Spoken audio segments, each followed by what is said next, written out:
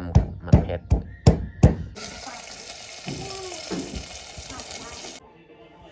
นี่น้องพลอยกับน้องแพงนี่แล้วซีซั่นก็ประมาณนี้แหละอวกของเฮาก็สุกเรียบร้อย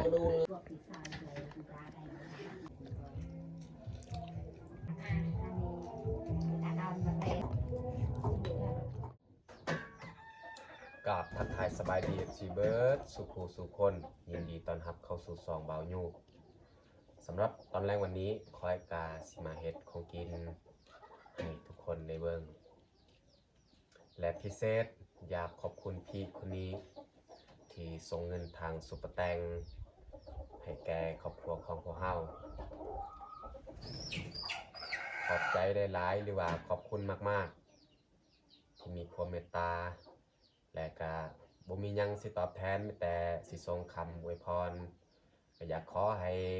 จงมีสุขภาพเข้มแข็งเฮ็ดหยังก็ขอให้ได้ปรารถนาสิ่งใดก็ขอให้ได้สิ่งนั้นและอยากขอให้ได้คืนเป็น100 เท่าพันเท่าโอเคแต่ทุกคนสามารถติดตามวิธีการเฮ็ดกินของเฮาในตอนแรกวันนี้ก่อนเฮาสิไปเฮ็ดกินนี่เฮาจะเปลี่ยนเครื่องก่อนจึงค่อยมาเฮ็ดกินนี่เฮาตักน้ำในหม้อนี่เฮาจะไปค้างไว้เพื่อเฮาจะลวกเขียดเฮาสิเอาเขียดนี้มาคั่วกับผักกาดจังหน่อยสำหรับของกินตอนแรง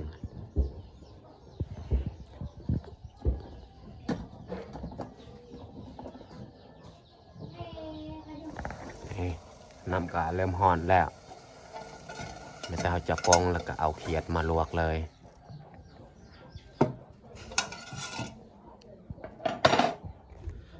เราจะมาเบิ่งเขียดของเฮาเราสิเอา2 ตัว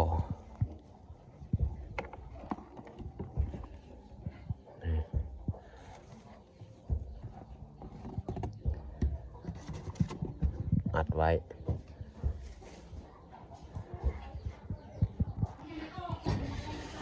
เขาลวกเรียบร้อยไม่แต่เขาจะล้างเลย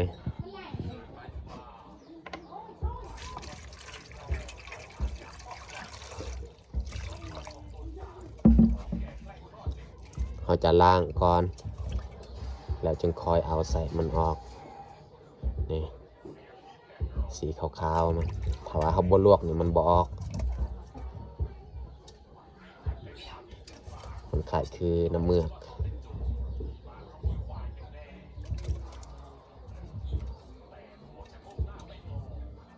เขาลวกนี่ก็เพื่อดับกลิ่นเลยเพื่อบ่ให้มันมีกลิ่นคาว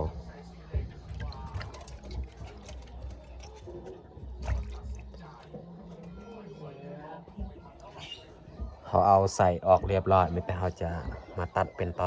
นแล้วจึงคั่วตัวนี้คั่วครบนี้ก้อนเนี่ยจึงค่อยใส่ผักเพื่อบ่ให้มันคาวไม่แต่เขาจะเริ่มตำเลยกระเทียมกับมันเผ็ด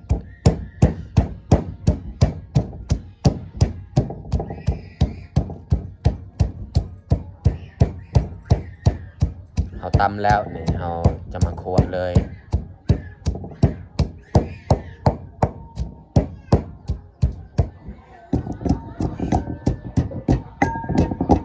ตอนนี้เขาตำมะเผ็ดกะแรกแล้วไม่แต่เขาจะเอาน้ำมันมาเทใส่หม้อแล้วก็ใส่มะเผ็ดเลยค้างไว้แล้วก็ใส่เขียดที่เขาตัดไว้เรียบร้อยเขาจะเทน้ำมันใส่แล้วจึงคอยใส่มะเขือ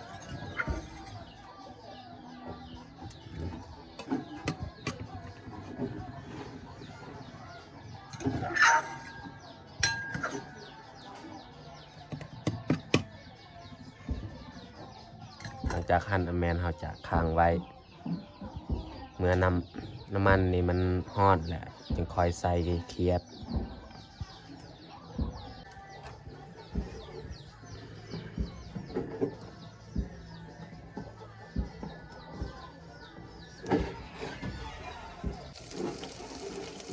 นี้น้ำมันกะเริ่มฟดแล้วเราจะใส่เลย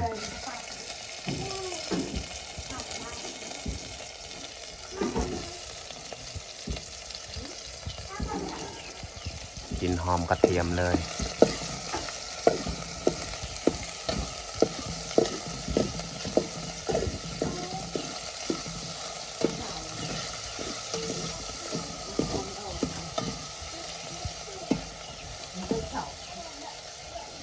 จะอัดไว้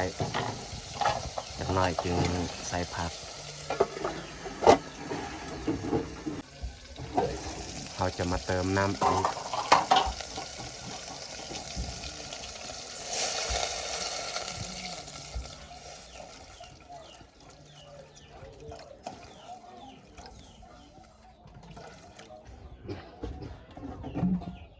บัดน้ำฟดจากหน่อยเราจึงใส่ผักกาดอีก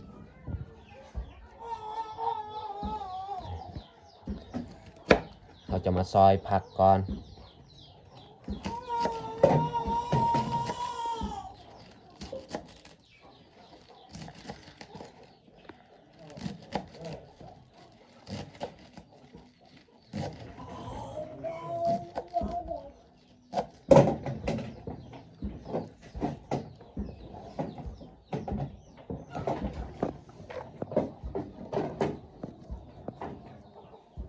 เราจะมาซอยอีกเพราะว่า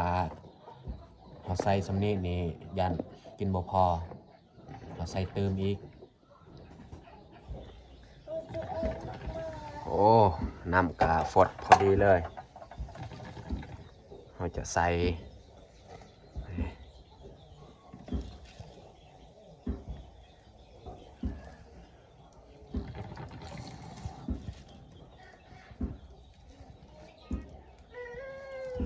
พักนี่ตอนนี้นี่เขาเบิ่งลายจักหน่อยนี่บัดมันยุบลงยังหน่อยเดียวอีก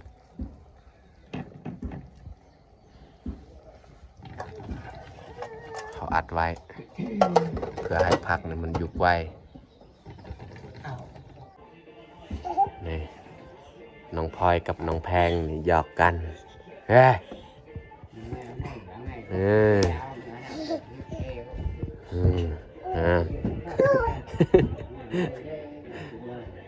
้ย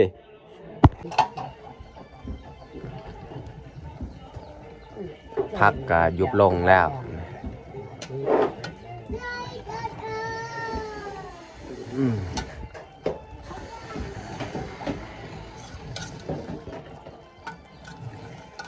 แต่เขาจะเอาเกลือแป้งนัวมาใส่อีกนี่เขาจะเอาเกลือแป้งนัวนี่แหละมาใส่เลย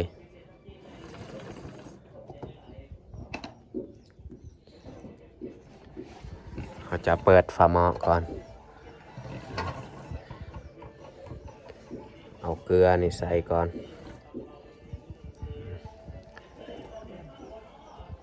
ใส่1 บวงครึ่ง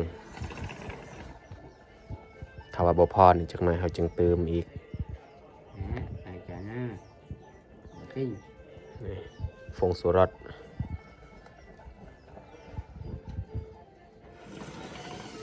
เอาบวงครึ่งจะอัดไว้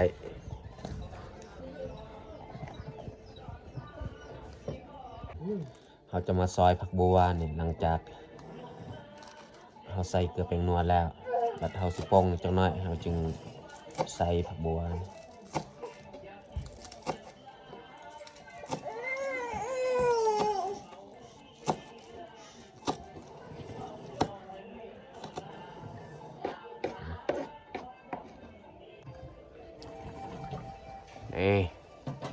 สุกเรียบร้อยแต่เขาจะใส่ผักบัวอีก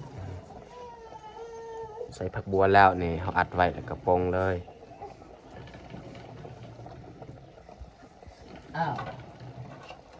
นี่อัดไว้แล้วก็ป่งไม่แต่เขาจะป่งเลย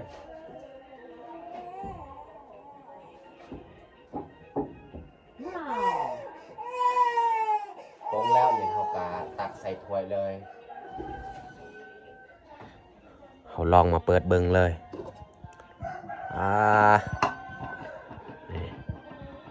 เ คียดนี่อยู่เบื้องลุ่มไม่แต่เฮาสิตักใส่ถ้วยเลยเอาตักใส่ถ้วยเลย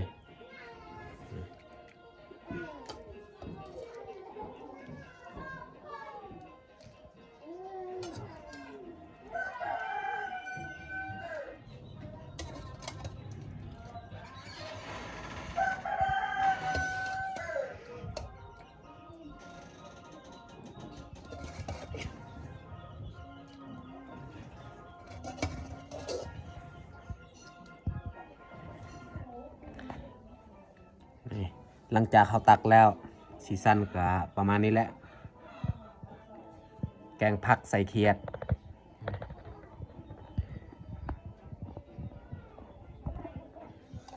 เขาปะไว้อยู่นี่แหละอัดไว้เขายังสิปิงอัวอีกอัววานนี่อัวตัวนี้ก็แมนอัวที่ FC จากฝั่งไทยฝากให้ไอยับอัววานเขาจะมาปิงตัวนี้แหละปิงแล้วก็ซอยจังเลย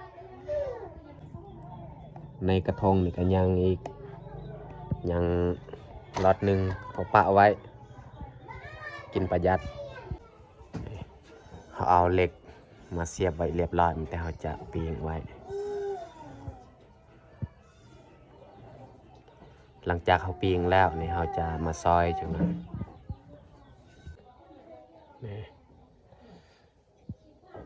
อัวของเฮากะไก่สุกแล้ว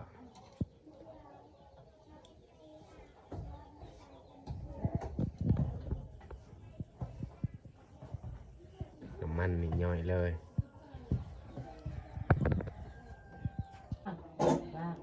นี่อัวของเฮากะสุกเรียบร้อยซีซั่นกะประมาณนี้แหละนี่ส่วนเบื้องนี้นี่ไม่เบิดไม่แต่เฮาจะมาซอยเลย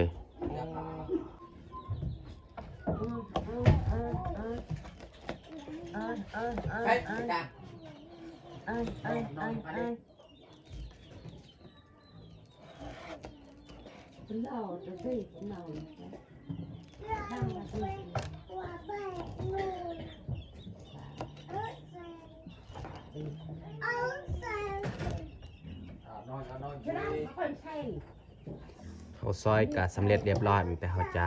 เอาใส่ถ้วยเลยนี่อัวของเฮาปิ้งนี่มันไข่ตอนเพลนเขากินบ่เบิดปะไว้ในถ้วยนี่แหละแต่เฮาสิตำแจวอีก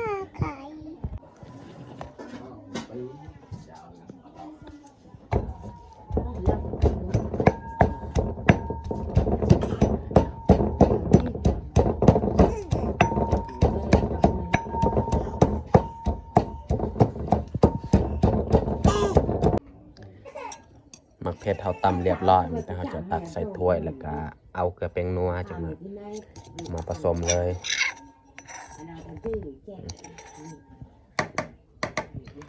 เขาเฮ็ดกับบอลายเพราะว่าเขาจำอัว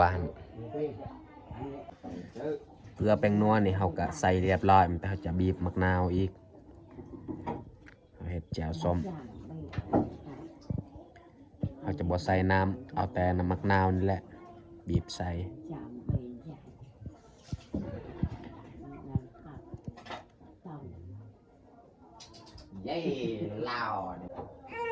เขาบีบมะนาวใส่เรียบร้อยแต่เขาจะใส่อีกหอมบัว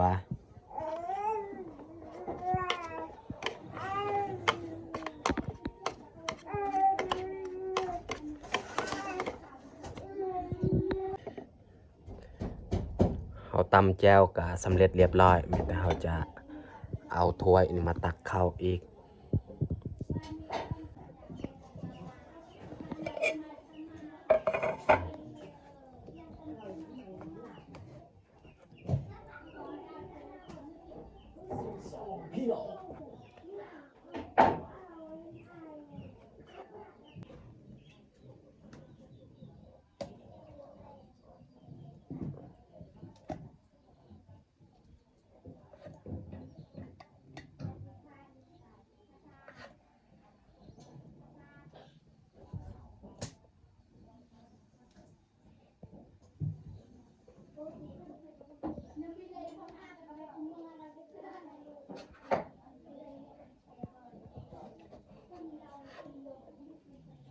Không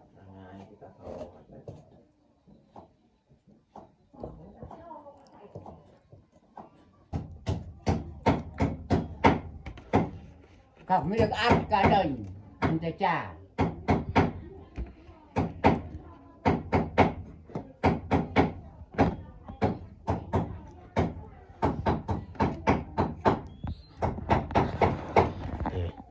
สำหรับอาหารแรงก็เบิดแต่สำนี้แหละ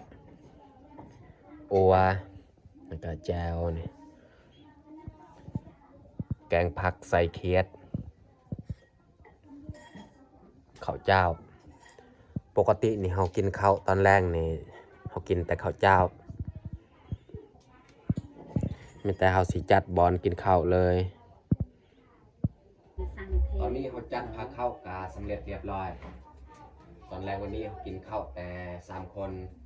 ไอ้ยับกับป้าเตื้อยก็ไปนอนปลามีแต่เราจะลงมือกินข้าวเลย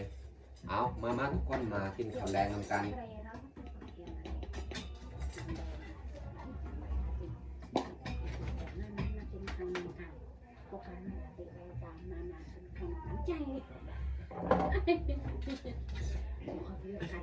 kacang ya.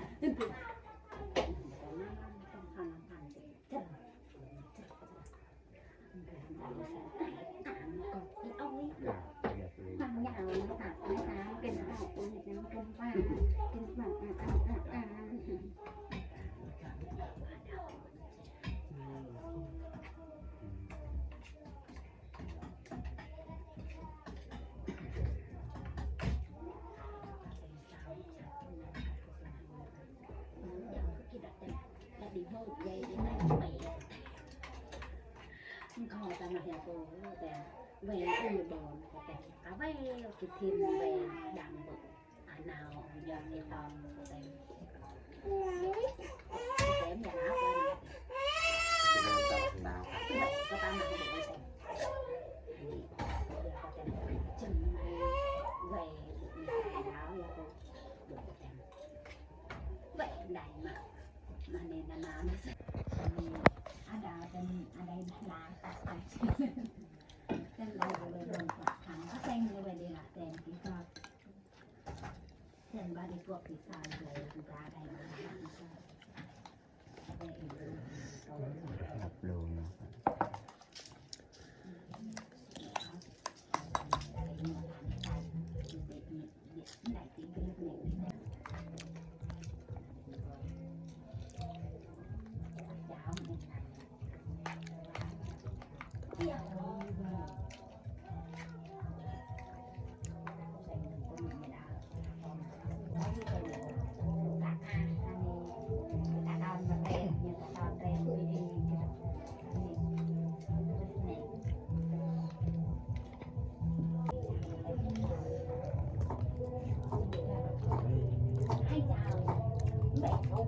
Chúng ta mặc không nè